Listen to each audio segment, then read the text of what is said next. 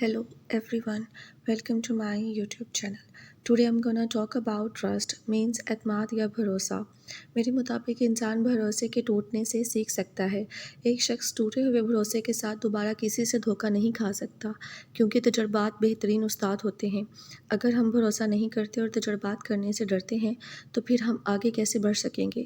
یہ ایک حقیقت ہے کہ ہر شخص قابل بھروسہ نہیں ہوتا اور ہم بہت عقل مند ہیں کہ ہم کسی پر بھی بھروسہ نہیں کرتے، مگر ہمیں اپنی زندگیوں میں کہیں بھی کسی بھی خاص قسم کے حالات کے زیر اثر ایسا کرنا پڑتا ہے.